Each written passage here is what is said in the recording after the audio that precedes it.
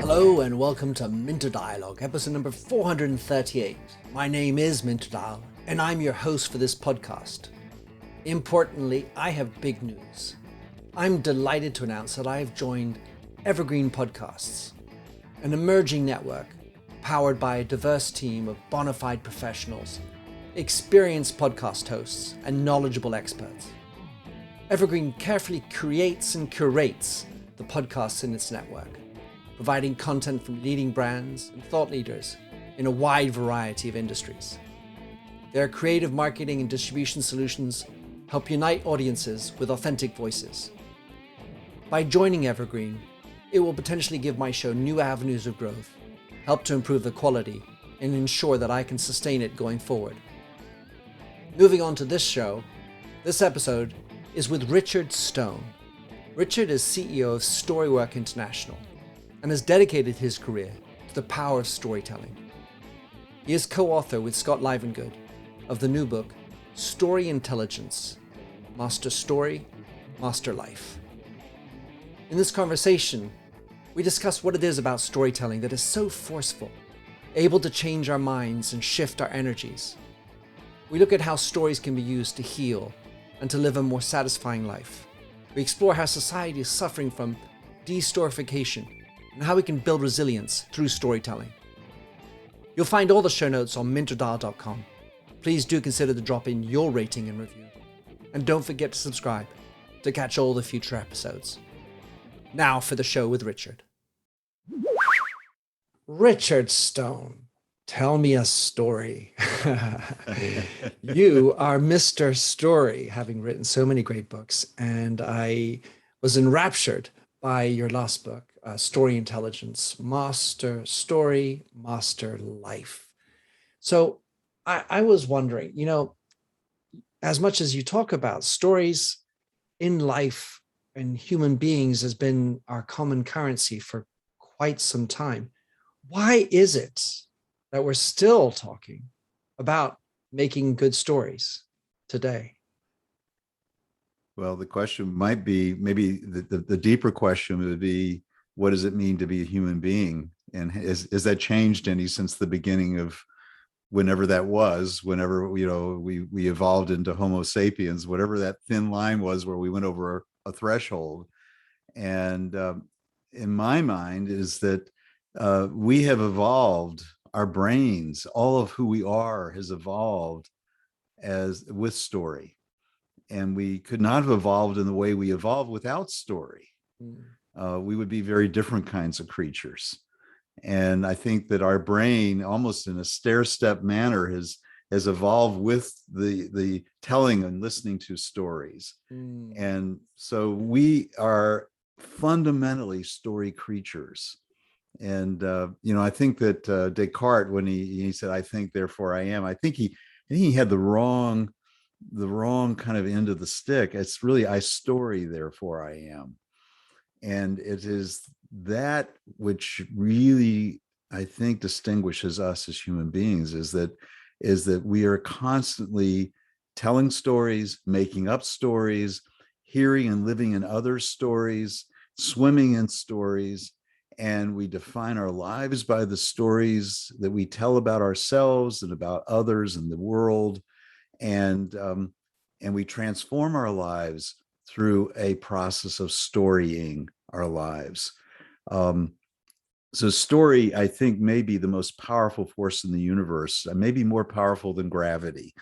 Well, you certainly extol its benefits. We're going to get into that. And you talk about the human narrare as opposed to the human sapiens. And referring to Descartes, it's interesting, this idea of "I think, therefore I am." There are some that might say "I do, therefore I am." Yeah. But the issue, and maybe why stories are so important today, is that we forgot to be.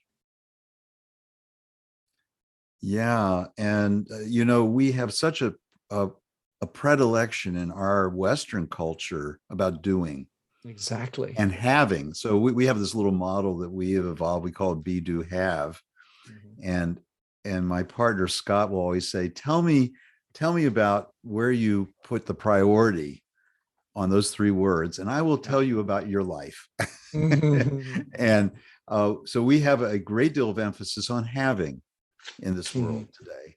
And so I want to have that. I want to have the new house. I want to have the new car. I want to have the new whatever it is. And then the question is, what do I need to do to have that?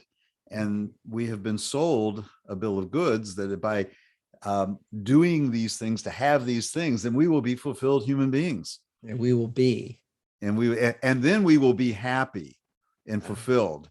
And of course, that is never the case, because it's an ever ending, because there's always a bigger house. There's always somebody has more that we're comparing ourselves to. So what we say is, if you can figure out who you are, who you want to be and become, and act out of that center, good things will come. You will have a quality of life. It may not be the picture of what you thought it was going to be, right? But it will have a richness and depth, and you will be much more at peace with who you are and the world around you. So we have to get real clear very quickly, where are we on that continuum of be, do, have? Where are we putting the focus of our life? And it is hard, because as young people, we receive so many messages about this is what it means to be successful. This is what it means to make your way in the world. And we really have a model for us who says, no. Here's the way to be. First, you need to figure out who you want to be. And I've been mentoring a couple people here at Georgia Tech here in Atlanta as part of a program. And one of the young men is just a remarkable guy, and he really understands this. And he just did a internship for the summer, and I think he's going to get a job offer when he gets finished graduating this year at a company in California that's a startup making electric vehicles. Nice. And he has a big passion to make a difference in the world. But he's asking himself, am I going to take the job because it's going to be paying me a lot of money, which is sort of enticing, or am I doing it because it's more in line with who I want to become? And he thinks, or am I just going to justify and say, well, I think a little bit of this and a little bit of that. Yeah, I'll sell my soul a little so I can make a lot of money right now, right. And maybe get stock options and all the other stuff. And then I can use that money to do what I really want to do. Yeah, and I have someone close in my life who early on made a decision to make a lot of money so then he could be happy. Then he could do what he wanted to do with his life, and I'm not sure that turned out as well as he would have liked. He didn't follow his heart. He followed a path that looked like the right, that was the model. You make a lot of money, then you can. So these are not easy questions for us existentially. Yeah, well, I mean, that's why you need a new book, Master Life, right? Well, that's right. So how do you become a master of your life? And every choice eliminates other possibilities. And so one of the things we talk about is that we have to figure out what we call your master story. What is the thing that deeply calls you? And if you can figure out what that is, and we think you can figure that out without a lot of perspiration, and you don't have to go through years of hard trial and error. I think we have lots of clues that are all around us. If you can figure that out, that tells you at least what highway to get on. If you think of this, there's all these arteries coming into the city. Which road do I take? Is it this one or that one? Now you say, I think it's this one based on what I know about who I am. Now within that highway, that's a pretty wide. There's a lot of wide latitude in there. Well, by the way, there are lots of exits. There are lots of exits. There's lots of exits, little side trips you can make. But that road takes you north. It doesn't take you south, east, or west. And you're going into a terrain that's very different than the other roads would take you. But there's a lot of possibilities even within that. So I think that becomes the key task for us in life, is to figure out what road should we be on, and where Aristotle said that our vocation, and what I think he's talking about the same thing I'm talking about, is at the intersection of your deepest gifts and talents with the needs of the world. Right. And when we can hit that sweet spot where we can be who we are, and it somehow meets where the world needs us right now, that's I think you're humming. It's like the ikigai you talk about. That's right. What gives us the deepest sense of purpose? That's a Japanese concept. What gives your life deep purpose? That you're good at, and that the market wants to pay for. Well, yeah, and that's a tricky formula. The marketplace doesn't always respond to who we are. It has its own. It has, and the marketplace is about having, right? Of course. Yeah. So at least the capitalistic marketplace is more about having rather than doing good.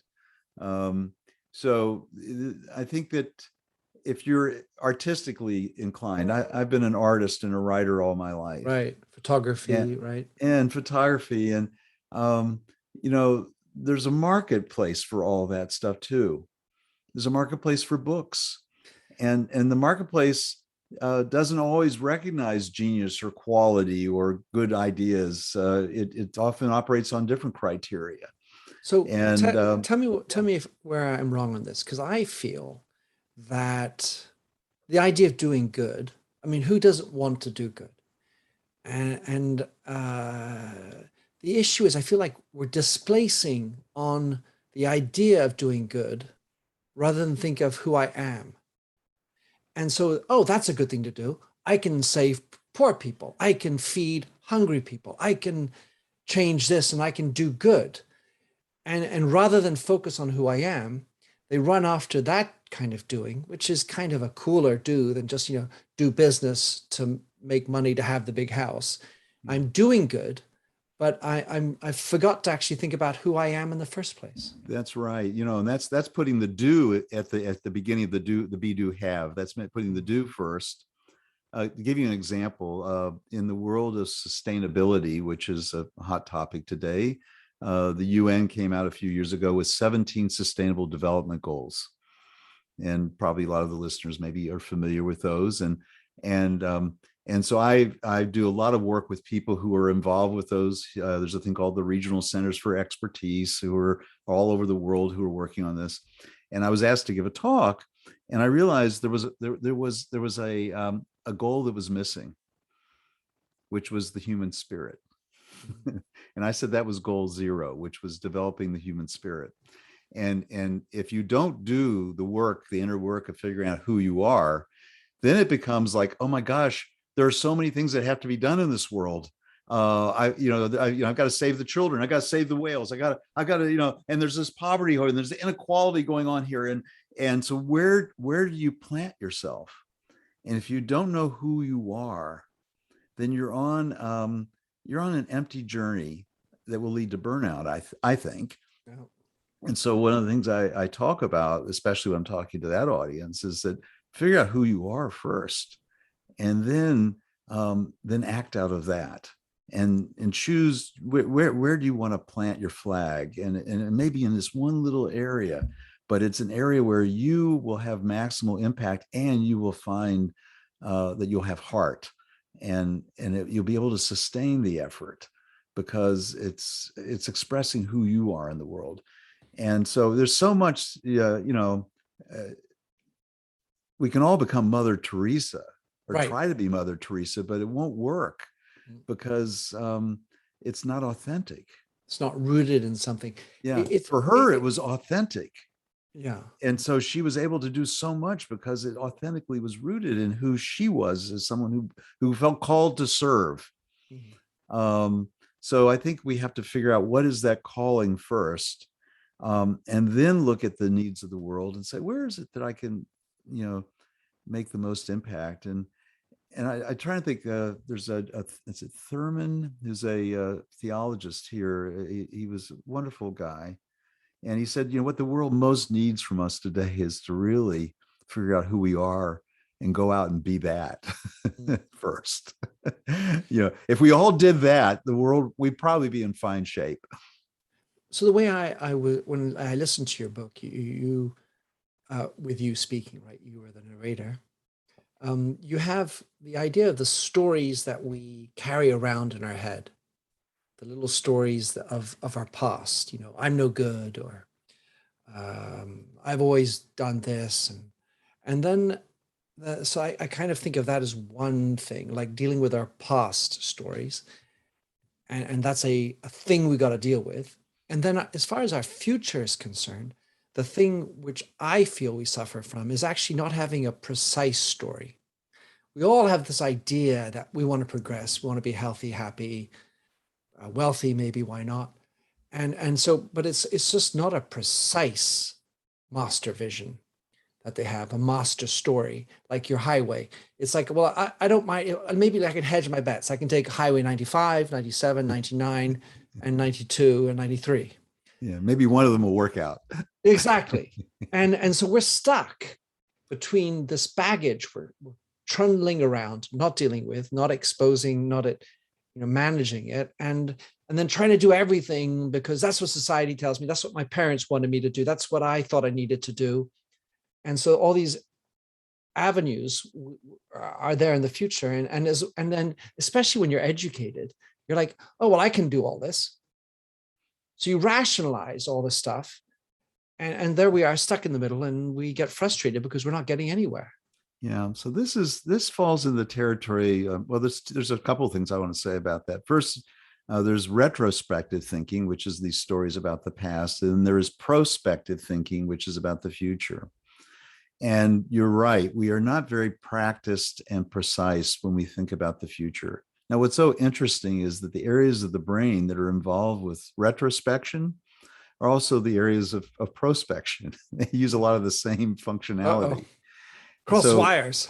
well, because, and that's why often it's very hard for us not to just to replicate what we did in the past, because we can't think beyond that, because we have an image that's very powerful and ingrained and wired in.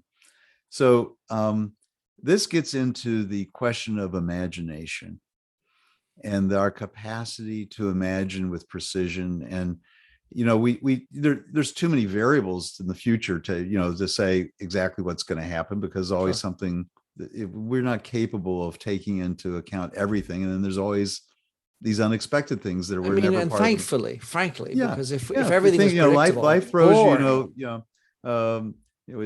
there's an old saying, God, man plans and God laughs, because yeah, good.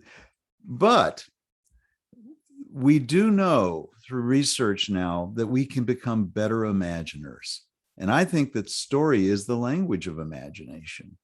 So there's one study that was done with college students, and they asked one group to say, just imagine you got an A on this course. Okay, great.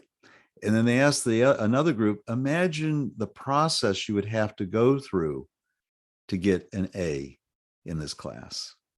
So now we're asking people to get much more precise in their prospection. Visioning it. Yeah. They're envisioning. And it turns out that group performed much better than the other group and actually did better in the class. So I think that this is a muscle that requires some exercise.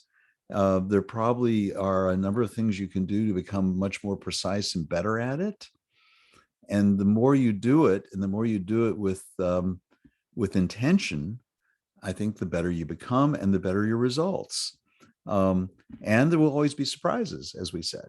It will never be exactly as you imagine, but you will become much more masterful. And that's why we get into this notion of masterful at authoring your life story, as opposed to having your life story authored either by the past, being a replication of everything that happened before, or being authored by society or your social group, or the stories that you've been schlepping along through your life from that your parents, you inherited through your parents.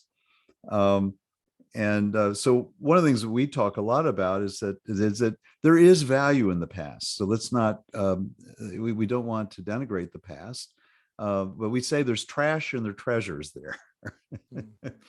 And distinguishing the treasures from the trash is important.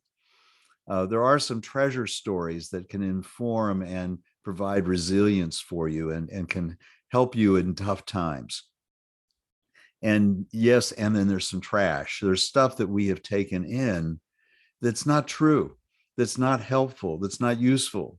But we're kind of, it's baggage, what we often refer to as baggage. We're carrying it along and it's weighing us down, and we keep using it as a reference point for how we should behave and act, and it doesn't work out very well because But sometimes that trash, per your story of crippled Joe, is just the wrong version of the past. It's That's right. The exact same story, but through that magical work that the mother did, reconverted a trash into a treasure.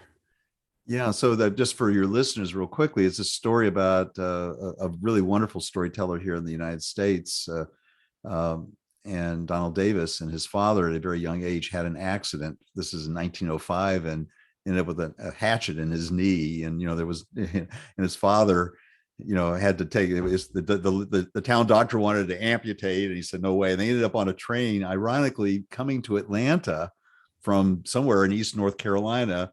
And the tertiary care hospital here, that's the big hospital, had just opened, and the doctor saved his leg, but he always walked with a limp. But he returned, and his conclusion was that he was going to be a cripple his whole life, and his life was ruined. And his mother each day made him retell the story through the eyes of different people involved in this event. Tell the story from the point of view of the nurses who helped you at Grady Hospital. Now tell the story from the doctors. What did the doctor learn from working with you? What did your dad learn from taking you on that journey? And this went on and on and on and on. And at first he didn't want to tell the story. He says, I'm just going to be a cripple and my life is ruined. Why should I tell the story? And at some point, she said, what do you get to do that your brothers and sisters don't get to do? And he suddenly realized he got to read all day. And at some point he realized, which, by the way, is actually a good thing, right? Because today, I think generally people we aren't can agree reading that enough. reading's a good thing. Yeah. And so the trajectory of his life, he recognized, he said, putting that hatchet in my knee was the best thing that ever happened to me. And he realized as an adult, he said, if that had not happened, I'd still be plowing the back 40. And he went on to become the town banker and had a very successful life that was, an entirely different trajectory. And so the story we tell about difficult situations, what we often do is there's what happened, and then there's a conclusion that we append on what happened. So there's the story of what happened, and then what it means is what we add to it. And that meaning often gets sort of rigidified, and that becomes part of the story. Yeah. And then we start living out of that meaning. And so living without that conclusion, or asking the question, could I have had a different conclusion? Could this have meant something? Could this have been a good thing maybe? And probably all of us know people, for example, who have come down with difficult illnesses, cancer. And no, we wouldn't wish that on anyone. And yet I know many people who will say, cancer was a teacher for me. And it changed the trajectory of my life. It made me value life more. And suddenly I made some decisions that I might not have made. I was working in a job, and I went in, I had to have a diaphragmatic hernia, and I decided to get it repaired. And the doctor, while he's in there, he's working orthoscopically, with how they work. And he found a little lesion on my liver. And he took a picture of it, gave it to my wife. And so there I am in my room, and my wife comes in and she's showing me pictures, and she's, oh, and this is a lesion on your liver. And he doesn't think it's cancerous, but we don't know until they get it by. So that first night I'm thinking, oh, this could be it. And it turned out this was right before the Christmas holidays, and he was going away. I did not know for 2 weeks whether I had cancer or not. And so as I was recouping and going out for walks, the next days, my wife said, if it's cancerous, would you stay where you're working? And I said, absolutely not. Huh. It was very clear to me that I needed to leave there. And it turned out not to be cancerous, but just the idea that it could be was informing for me. It allowed me to say what's important. And instead of being passive and sort of waiting for something to happen, I took the bull by the horns, as they say in the United States, and made a decision to leave. And It does strike me that, especially since we're in this existential crisis, this kind of notion is coming up at different scales, but especially when you've had a life-changing experience or you're close to it. In other words, someone close to you dies, or maybe you're diagnosed with a malady that's incurable. All of a sudden you get the picture, like, oh, actually life is short and I do need to do shit that matters. I want to be me. I'm not interested in having a big house because actually I can't live in it anymore. I'm only going to be destined to live in a small room because I can't move around anymore. And then afterwards it's in a small box. So, all right, I better change things around. But it takes almost having it to get the change. Whereas if you get told it, like even if you're told the story, like you just said, people still don't get it. Well, this is, I think, an important question. And the question is, we often wait for something to happen for us to grow. It's usually, and it's an event outside of our doing. It's something that feels external. So the question is, can we get ahead of the curve? What if it? Yeah. And so I have a colleague I'm working with, Dan Apple, who's in a thing called process education, and he's talks a lot about self-growth. Can we become a self-grower? And there are not a lot of people around who I think are self-growers. So self-growers actually seek out difficult situations. They're constantly asking the question, what now? Do I need this? What's serving? And that's a different way of living than sort of being passively waiting for something to happen and then waking up. What if we wake up and are becoming more conscious every day? And, as those of you who have read Carlos Castaneda years ago, he said, death is always sitting there on your left shoulder. So if you live each day knowing that we will die, we will become worm food, then you ask the question each day, am I doing what I need to be doing? Is it in line with who I am? And I think that you can get ahead of the curve and not wait, but you can make those decisions before stuff happens. But that requires a different kind of focus and attitude about living, I think. Embracing death. So I couldn't help but think, as I was listening to your book, about Michael Pollan's book, How to Change Your Mind. I don't know if you've read it, but essentially the tool that he's using isn't stories, it's psychedelics. It's psychedelics. Yeah. And I kind of felt like, as I was listening, that I could have swapped in psychedelics to stories. So I was thinking, I wonder whether Richard thinks another title for the book is How Stories Can Be Used to Change Your Mind, How to Change Your Mind with Stories, as opposed to How to Change Your Mind with Psychedelics. I think that's a good point. And so we won't get into a debate about psychedelics here. Having grown up in that era where people were first experimenting with psychedelics, I have in my history, I knew people who jumped out of windows on trips because they thought they could fly, and it had very bad consequences, but it's clear that it can have some benefit probably for some people.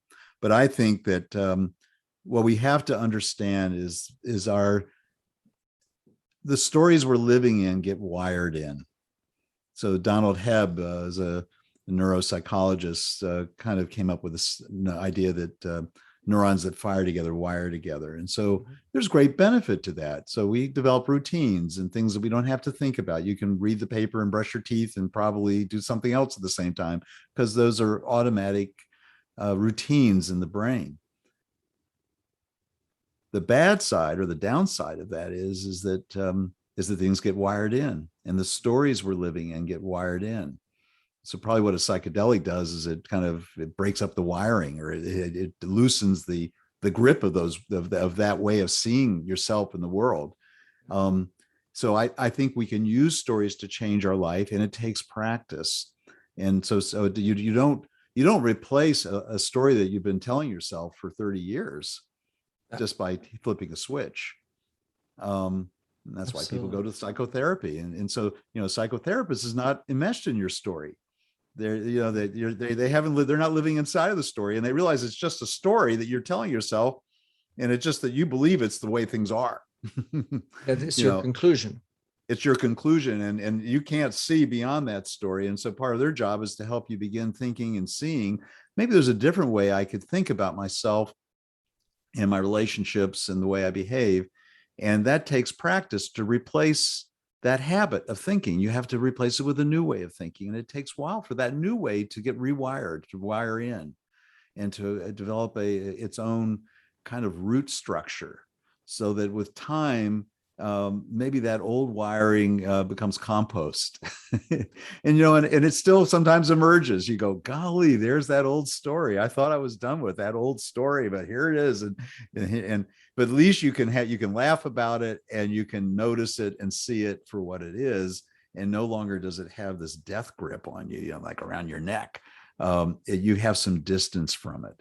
So I think, are psychedelics a useful way to break that up? I don't know. I don't know I know that there's some really interesting research with PTSD and what is PTSD? People, it's not the event that keeps on wounding them. It's their memory of it. It's the story that keeps playing in their head, the ruminations that keep going around and around and around.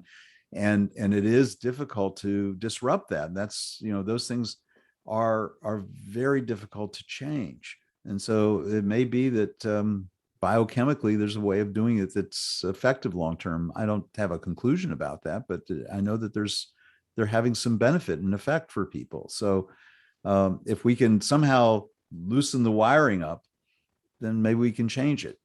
Yeah, well, you talk actually in your book about things that Pollan was talking about. I mean, at least not just Pollan, because of course I quite read in this topic, but psychedelics are being used for end-of-life fear.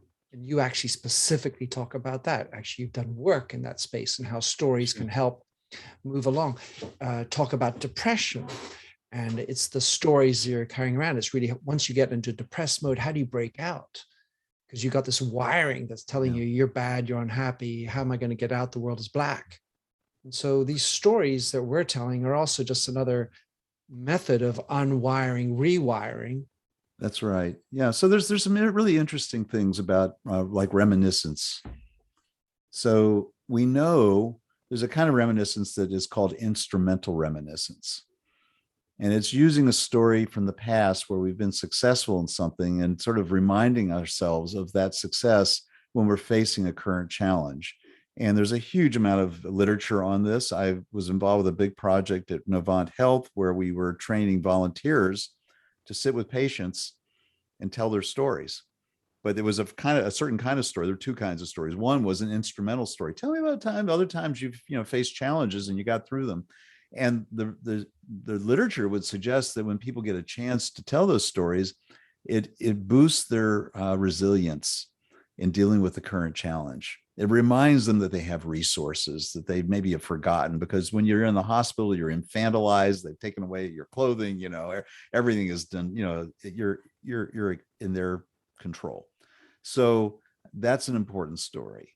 But also there's a kind of reminiscence called integrative reminiscence. So what happens is we often, if we think of our life as a book with chapters, we have a tendency sometimes, if there was a difficult chapter filled with pain or trials, we often will exclude that from the story, from the book. Right. We excise it. But there's great value in seeing the role even of difficult things. And one of the questions, what did I learn from this situation? How did this change me? And what's the meaning of this? And finding meaning in your life becomes important, especially as we're getting older and maybe facing death. What has this journey meant? Even the difficult things. And having a listening ear, having another person who's there to be a witness to the story is, I think, a crucial process, and can bring you a great deal of sense of wholeness and peace. Oh, this has been a good life. It's key Yeah, who's doing that with you. You kind of feel safe about it. Well, this that's right. idea that storytelling can build resilience, of course, it develops imagination, as you talk about, and it can even help your mental health, as we were just mentioning. I wanted to talk about a generation that we're familiar with, but increasingly less available, is the greatest generation, those who fought in the Second World War. Right. And my observation has been that they didn't want to tell their stories to people who wouldn't understand them. So the number of times, as you know, I worked with a lot of veterans. I would hear things like, well, I don't want to talk to these people. I only talk to people who've been there. Oh, he died without ever telling his story. And my thought is, on balance, of course, they suffered from all sorts of mental health issues per se, but they also had a form of resilience, which I would, maybe in a complimentary talk about stiff upper lip. Because if it's woe is me, oh God, look, my fingernail's broken, the end of the world is nigh. Uh, I wanted you to break that down for me in your Hmm. perspective, because I love the idea of building resilience. I also, of course, as you know, like the idea of knowing your family history and heirlooms and all that. But it just, I felt like within that texture, it's complicated. It is complicated, and every person has got their journey to live, and you can't say to your father or a grandparent, you need to tell the story. Damn it. That's and so I think there are a few things to say about that. Is that often because people witnessed horrific things during the war, just things that for most of us would be just beyond horror, and they witnessed it firsthand. That's indelibly imprinted on their brain, and to find language to even talk about it, I think, is hard. So to tell the story, it's like, how can you even tell the story? It is so charged. It's such a deep wound to the soul to see those things. So Holocaust survivors are another, in my experience, people who are Holocaust survivors, to be able to talk about the horrors that they witnessed and experienced. So I think that they need a devoted listener who deeply respects the story, who's willing to be patient with it. And I know in your own experience with your father, he didn't talk for a long time about his experiences. And I've got a colleague who's in LA, who's just written a screenplay about his father. And after his father died, his father was one of the first people into Buchenwald, one of the concentration camps. He also witnessed, he was right behind Patton as Patton was going through Italy, and witnessed some horrific things happen.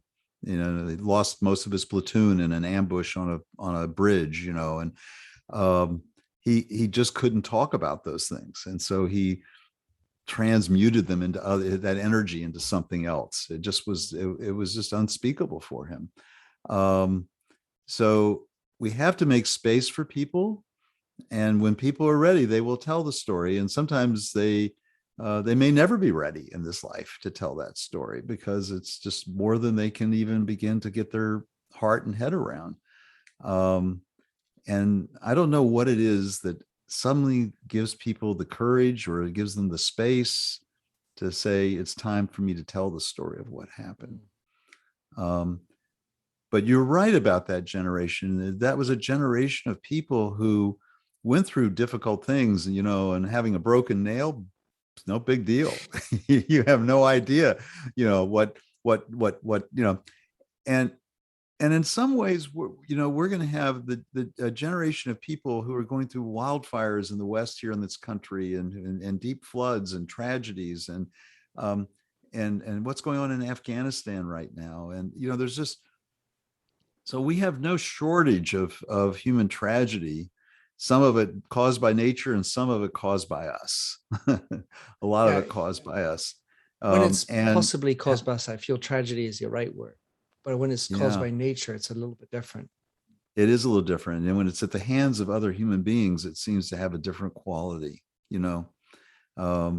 So we have to find ways to not is to be able to talk about. It's hard for me personally. I'm watching what's going on in Afghanistan, and I am so heartsick about it, and I am totally powerless about doing anything about it.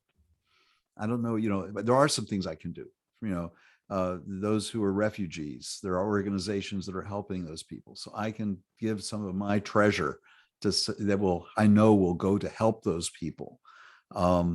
And so it's incumbent upon us to feel responsibility for our fellow human beings. And so there are things we can do, and we can't numb ourselves. And what happens is, for us as humans, is that the enormity of the problems overwhelms us, and it numbs us out to the point where we don't act.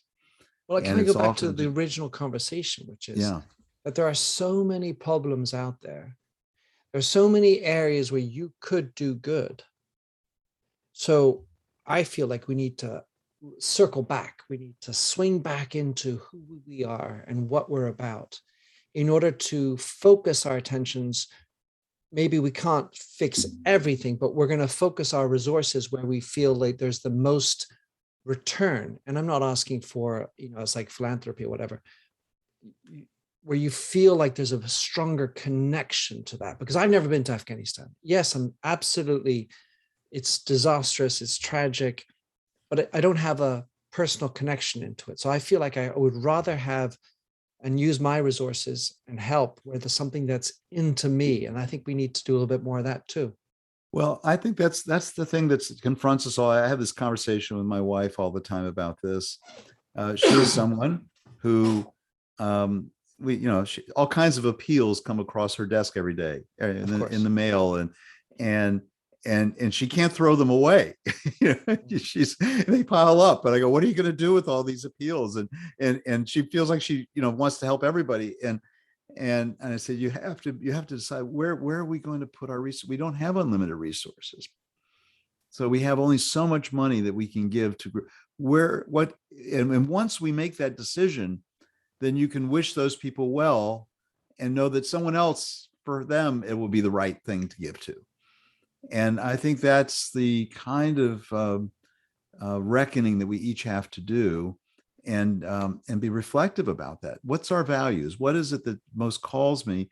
And let me put my resources there, and then bless the rest of them that they find what they need, because the needs of the world are unlimited.